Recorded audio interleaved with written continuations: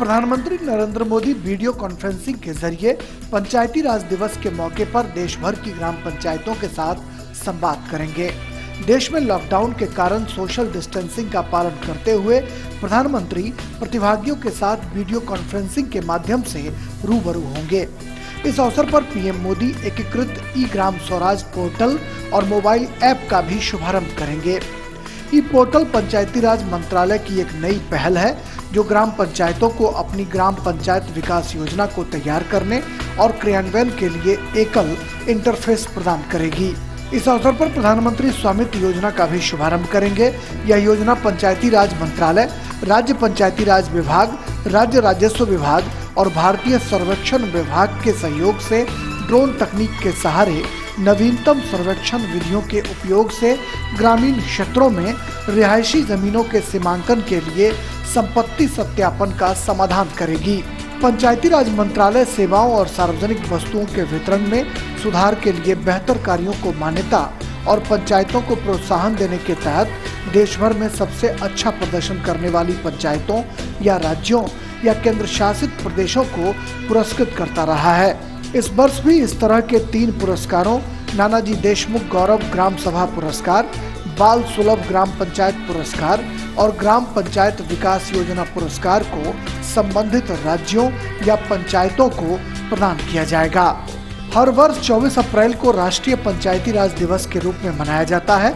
आमतौर पर पंचायती राज दिवस को व्यापक स्तर पर एक भव्य आयोजन के रूप में मनाए जाने की परंपरा रही है, लेकिन इस बार देश में कोविड-19 महामारी के प्रकोप और लॉकडाउन की वजह से 24 अप्रैल को राष्ट्रीय पंचायती राज दिवस को डिजिटल रूप में मनाने का निर्णय लिया गया है। वैश्विक महामारी कोरोना वायरस के संक्रमण को थामने के लिए सरकार ने बेहद तेजी से कदम उठाए हैं और इसका ही नतीजा है कि कोरोना नाम के इस वैश्विक संकट को भारत में काबू में रखने में काफी मदद मिली है। सरकार द्वारा घोषित लॉकडाउन को 1 महीना हो चुका है और इस दौरान देश की जनता ने सरकार के प्रयासों में पूरा सहयोग किया। इसी के चलते लॉकडाउन के दौरान संक्रमण फैलने की गति को स्थिर रखने में कामयाबी मिली है। साथ ही संक्रमित मरीजों की संख्या में वृद्धि की गति में निरंतर गिरावट देखी गई है। तो लॉकडाउन का 1 महीना हो चुका है और लॉकडाउन के दौरान संक्रमण फैलने की गति को स्थिर रखने में कामयाबी मिली है। संक्रमित मरीजों की संख्या में वृद्धि की गति में निरंतर गिरावट दर्ज की गई है। 19.89% की रिकवरी रेट हुई है हासिल। टेस्टिंग में पिछले 30 दिनों में 33 गुना का सुधार हुआ है। संक्रमण के खतरे को न्यूनतम करने में भी कामयाबी मिली है। महामारी का प्रकोप बढ़ने की गति स्थिर बनी हुई है। वहीं लॉकडाउन के दौरान 24% जांच की जा रही है। देश में इस वक्त 16,689 लोग कोरोना संक्रमित हैं। कोरोना से 686 लोगों की मौत हो गई है।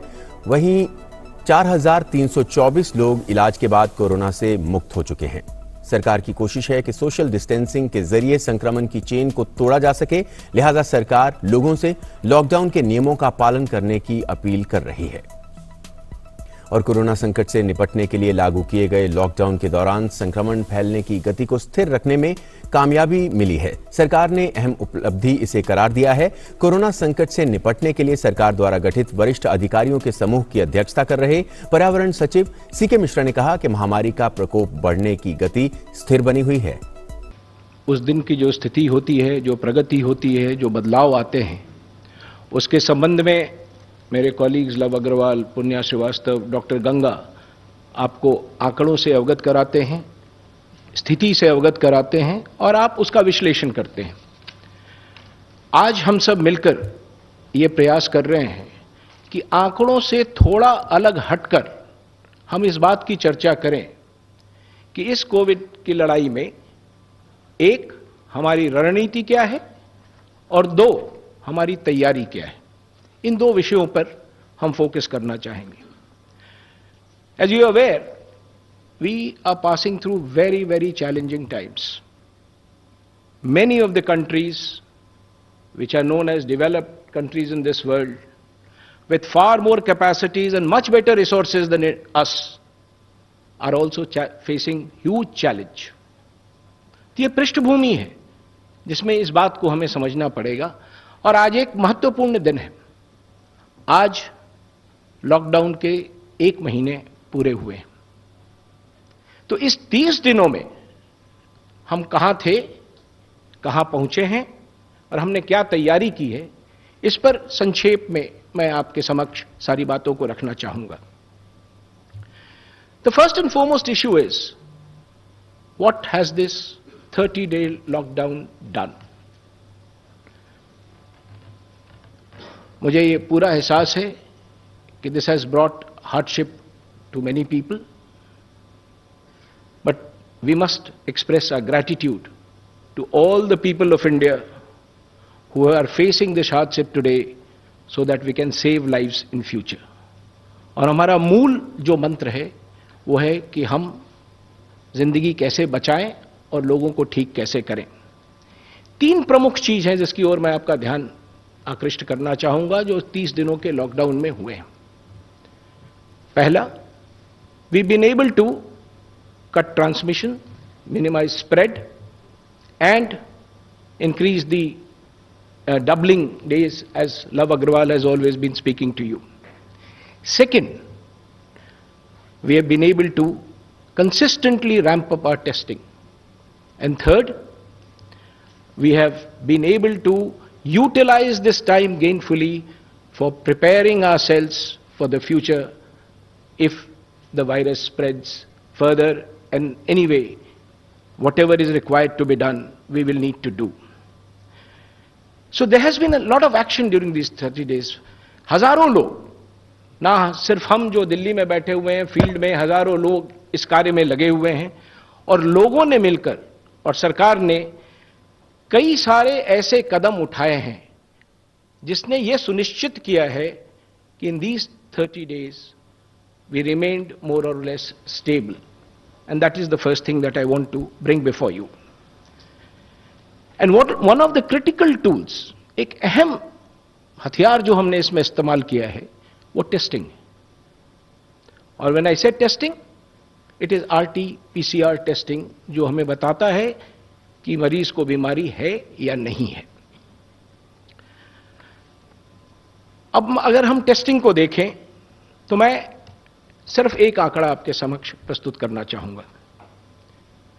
23 मार्च को हमने पूरे देश में 14,915 टेस्ट किए थे। On the 22nd of April, we have done more than 5 lakh tests. If you do a rough calculation, it is about 33 times in 30 days. But we are conscious of the fact that this is not enough, and we have to continuously move ahead and ramp testing in this country. We will continue to do that.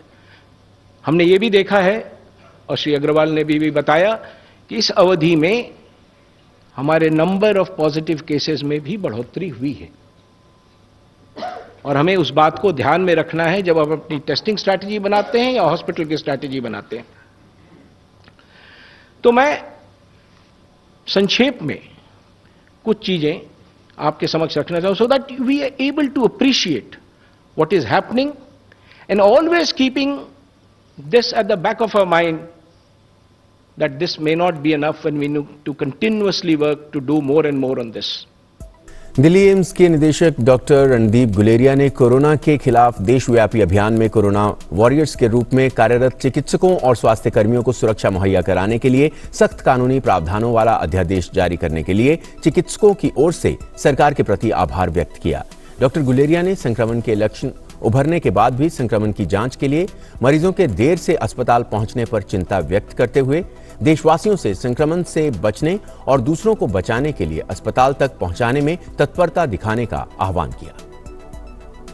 आज जब हम अपने Covid warriors या corona warriors को applaud कर रहे हैं, उनको धन्यवाद कर रहे हैं, हमें उसी तरीके से जो हमारे पेशेंट्स हैं, जो सारी इस पैंडेमिक का एपी सेंटर हैं, उनका भी ध्यान रखना चाहिए। उनको स्टिग्मेटाइज नहीं करना चाहिए।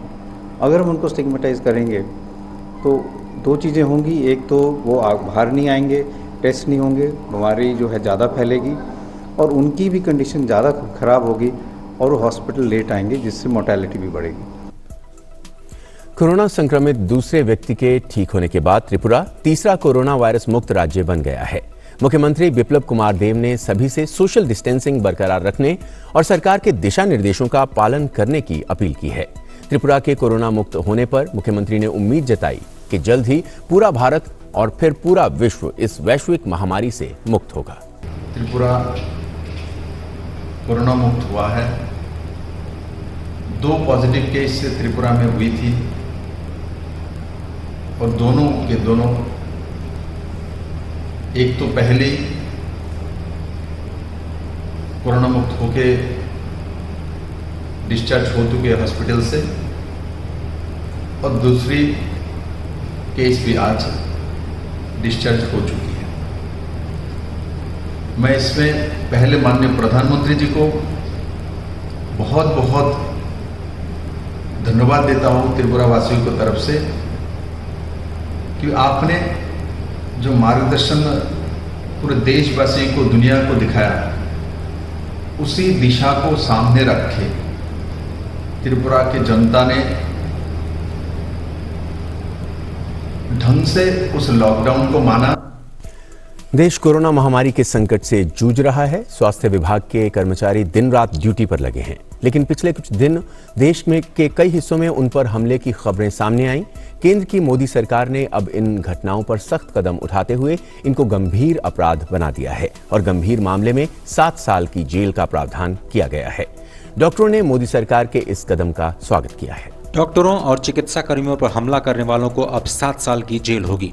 मोदी सरकार देश में डॉक्टर्स और चिकित्सा कर्मियों पर हो रहे हमले के खिलाफ जो अध्यादेश लेकर आई है वो अब लागू हो गया है। राष्ट्रपति रामनाथ कोविंद ने इस अध्यादेश को अपनी मंजूरी दे दी है। कानून का सबसे अहम पहलू ये है कि इसमें डॉक्टर्स को कोरोना के खिलाफ लड़ाई के चलते मकान मालिकों द्वारा घर छोड़ने जैसी घटनाओं को भी उत्पीड़न मानते हुए एक तरह की सजा का प्रावधान किया गया है। देश भर के डॉक्टर्स ने मोदी सरकार के इस कदम का स्वागत किया है। हम लोग तो उनकी भलाई के लिए उनके सर्च में गए या उनको समझाने गए या उनको क्वारंटाइन करवाने के लिए गए, लेकिन उनको समझाने के बाद भी वो इस तरह की हरकतें करते हैं लोग, तो थोड़ा सा दिक्कत होती है। बहुत अच्छा कानून है सर। एक कोरोना फाइटर जो आदमी जान बचा रहा है उसी पर हमला हो रहा है, सब बहुत गलत बात है सर। जान बचाने वाले से पिटेगा तो उनमें कॉन्फिडेंस की कमी हो जाएगी। कानून में डॉक्टर्स, नर्सेज और पैरामेडिकल स्टाफ समेत दूसरे सभी स्वास्थ्य कर्मियों पर हमले या उत्पीड़न को संज्ञेय अपराध की श्रेणी में गैर जमानती बना दिया गया है और ऐसे मामलों में मुकदमा 1 महीने में शुरू करने और 1 साल के भीतर केस का फैसला हो जाने का भी प्रावधान है। कोरोना से लड़ने में किसान भी अपनी भूमिका निभा रहे हैं। जब पूरे देश में लॉकडाउन चल रहा है, ऐसे में किसान अपने खेतों में जाकर सोशल डिस्टेंस बनाकर देश के लिए खाद्यान्न का उत्पादन कर रहे हैं। गन्ने की छिलाई चल रही है और हम आपस में बहुत दूरी रखते हैं, डिस्टेंस बना के रखते हैं और कोरोना के ज़्यादा से ज़्यादा बचाव हम चाहते हैं कि मोदी जी जितना हमारे वो कर रहे हैं हम भी उनका उतना ही साथ दें।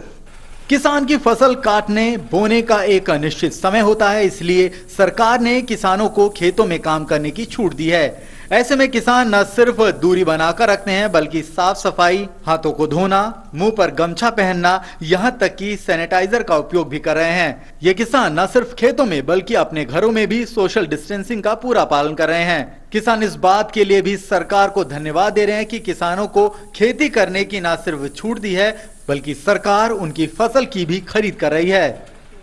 और देश में जारी लॉकडाउन के बीच उत्तर प्रदेश की राजधानी में लोग सख्ती से घरों के अंदर रहकर पालन कर रहे हैं।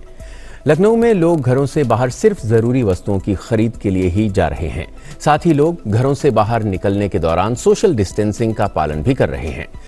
लॉकडाउन के समय किताबें आपकी बेहतर सहयोगी हो सकती हैं। समय बिताने के साथ साथ महत्वपूर्ण जानकारियों का स्रोत भी किताबें हैं। डिजिटल युग में भी किताबों की महत्वता कम नहीं हुई है। किताबें किसी भी समाज के विचार और विकास के लिखित दस्तावेज होते हैं, जिनका मूल्यांकन दशकों तक समाज में बदलाव और विकास की भूमिका में किया जाता है। ऐसे में लोगों में किताब पढ़ने की आदत को बढ़ावा देने के लिए पूरी दुनिया में विद्वान हमेशा प्रयासरत रहते हैं। यूनेस्को भी हर साल विश्व पुस्तक दिवस मनाता है। कोरोना के कारण जब पूरी दुनिया परेशान है, लॉकडाउन के समय किताब आपके लिए बेहतर माध्यम है, समय बिताने के हिसाब से और जानकारी लेने के भी हिसाब से भी। हमें लगता है कि ऐसी स्थिति में जबकि हमारे देश में पूरे देश में लॉकडाउन है, हम लोग घरों के बाहर नहीं निकल सकते हैं और एक लक्ष्मण रेखा हमारे घर के बाहर है, तो ऐसी स्थिति में हमें बजाय दुखी होने के, परेशान होने के, हमें ये सोचना है कि इस समय का हम कैसे सदुपयोग कर सकते हैं, और ऐसे समय के लिए हमारे पास किताबों से अच्छा कोई दूसरा साथी नहीं हो सकता। इसलिए मेरा सभी से मतलब सभी को ये एक एडवाइस है कि एक ना एक घंटा समय निकाल के किताबों के साथ जरूर समय बिताना चाहिए, क्योंकि किताब ही हमें हमारा इतिहास, हमारी सभ्यता, हमारी संस्कृति, राजनीति, मतलब बड़ी बड़ी घटनाएं जो कभी इतिहास में घटित हुई थी और उनके कैसे समाधान निकाले गए, और वो समाधान हमारे आज के परिवेश में कितने उपयोगी हो सकते हैं। भले ही आज के इंटरनेट फ्रेंडली वर्ल्ड में सीखने के लिए सब कुछ इंटरनेट पर मौजूद है, लेकिन इन सब के बावजूद जीवन में पुस्तकों का महत्व आज भी बरकरार है, क्योंकि किताबें बचपन से लेकर बुढ़ापे तक हमारे सच्चे दोस्त का हर फर्ज अदा करती आई हैं। किताबें हमें ज्ञान देती हैं और उस ज्ञान को जीवन की परिस्थितियों में सही तरह से लागू करने का गुर भी सिखाती हैं। इतना ही नहीं, वर्तमान समय में खुद को हर हाल में आगे बढ़ाने का हुनर भी किताबें हमें सिखाती हैं। देश में कोरोना के बढ़ते मामलों को देखते हुए अमूल दूध के एमडी ने कहा है कि हम पूरी तरह से सैनिटाइज किए हुए टैंकर से 250 करोड़ लीटर अमूल दूध और उसके उत्पादों को प्रतिदिन देश के 10 लाख दुकानों तक सुरक्षित तरीके से पहुंचाते हैं। इसलिए दूध के बारे में किसी भी प्रकार की चिंता करने की जरूरत नहीं है। पूरे सेफ्टी मेजर रख के 2.5 करोड़ लीटर दूध कलेक्शन कर रहे हैं। पूरी सोशल डिस्टेंसिंग रखी जा रही है। पूरे हाइजीन के जो भी प्रिकॉशंस वो रखी जा रही हैं। उनको मास्क प्रोवाइड किया हुआ है सब किसानों को, उनको हैंड वॉश हो रहा है। जब वो दूध कलेक्शन देने आते हैं तो उस वक्त पूरी सोशल डिस्टेंसिंग मेंटेन की जाती है। और यह दूध गांव से पूरे सैनिटाइज किए हुए रोड मिल्क टैंकर में हमारे 82 डेयरी प्लांट्स में आ रहा है। मैं आप सब लोगों को विश्वास दिलाना चाहता हूं कि आप दूध या दूध की किसी भी प्रोडक्ट की आपको पैनिक बाइंग करने की जरूरत नहीं है। हम रोजाना तकरीबन 10 लाख शॉप्स पे भारतवर्ष में अमूल मिल्क और अमूल के प्रोडक्ट्स अवेलेबल करा रहे हैं। एम्स रायपुर की तरफ से आयोजित सम्मेलन में भाग लेते हुए विदेश मंत्रालय में आर्थिक मामलों के सचिव टीएस त्रिमूर्ति ने सार्क देशों में कोरोना संक्रमण से लड़ने वाले योद्धाओं को ट्रेनिंग दी। साथ ही उन्होंने इस सम्मेलन को आयोजित करने के लिए एम्स रायपुर के डॉक्टरों का भी आभार जताया। It is indeed wonderful to see a large number of participants from SAARC countries, resulting in a vibrant and robust interaction after each session. At the Ministry of External Affairs, we are happy to be implementing Prime Minister Modi's vision of connecting and collaborating in this time of crisis and uncertainty. This program is meant precisely for this and for exchange of best practices for all of us to help combat COVID-19. प्रधानमंत्री नरेंद्र मोदी ने Singapore के प्रधानमंत्री ली सिएन Loong के साथ corona virus महामारी पर चर्चा की। प्रधानमंत्री ने बातचीत के बारे में बताते हुए ट्वीट किया, जिसमें प्रधानमंत्री ने कहा कि कोविड-19 महामारी पर प्रधानमंत्री ली सिएन लूंग के साथ विचारों का आदान प्रदान किया। सिंगापुर में भारतीय नागरिकों का साथ देने और उनकी देखभाल के लिए धन्यवाद दिया। भारत सिंगापुर रणनीतिक साझेदारी कोविड के बाद दुनिया में स्थिरता और समृद्धि में अहम भूमिका निभा सकती है। कोरोना वायरस के कहर से जूझ रही दुनिया को निजात दिलाने के लिए गुरुवार से ब्रिटेन में दुनिया का सबसे बड़ा ड्रग ट्रायल शुरू हो गया है। ब्रिटेन में अप्रत्याशित तेजी से शुरू हुए मानव परीक्षण पर पूरे विश्व की नजरें टिकी हुई हैं। वैज्ञानिकों ने परीक्षण में सफलता की 80% संभावना व्यक्त की है। ब्रिटेन में 165 अस्पतालों में करीब 5000 मरीजों का 1 महीने तक और इसी तरह से यूरोप और अमेरिका में सैकड़ों लोगों पर इस वैक्सीन का परीक्षण होगा। ऑक्सफोर्ड यूनिवर्सिटी के संक्रामक रोग विभाग के प्रोफेसर पीटर हार्बी ने कहा कि ये दुनिया का सबसे बड़ा ट्रायल है। प्रोफेसर हार्बी पहले इबोला की दवा के ट्रायल का नेतृत्व कर चुके हैं। ब्रिटेन में कोरोना से अब तक 18,791 लोगों की जान जा चुकी है और करीब 1,40,000 लोग संक्रमित हैं। दुनिया भर में कोरोना संक्रमण के मामले तेजी से बढ़ रहे हैं। कोरोना से संक्रमित मामलों का आंकड़ा दुनिया भर में 27 लाख के पार जा चुका है। कोरोना के चलते अमेरिका में पिछले 24 घंटों में 3,176 लोगों की मौत हुई है। इसके साथ ही यहां पर मरने वालों की संख्या 49,804 हो गई है। यहां इस महामारी से 8.5 लाख से ज्यादा लोग संक्रमित हैं। फ्रांस में भी पिछले 24 घंटों में कोरोना से 516 लोगों की मौत हो गई है। जिससे देश में कोरोना से मरने वालों की संख्या 21,889 तक पहुंच गई है। वहीं यहां संक्रमित लोगों की संख्या 1,59,460 तक पहुंच गई है। कोरोना वायरस के कहर से जूझ रही दुनिया को निजात दिलाने के लिए गुरुवार से ब्रिटेन में दुनिया के सबसे बड़ा ड्रग ट्रायल शुरू हुआ, जिसके बारे में थोड़ी देर पहले हमने आपको बताया कि किस तरह से वहां पर परीक्षण चल रहे हैं। कोरोना वायरस संक्रमण से बचाव के लिए चेहरे को मास्क या कपड़े से ढकना जरूरी है। ऐसे में घर में बना मास्क एक अच्छा विकल्प हो सकता है। मशहूर फिल्म अभिनेत्री विद्या बालन ने अपने वीडियो संदेश के जरिए घर में मास्क बनाने की विधि को साझा किया।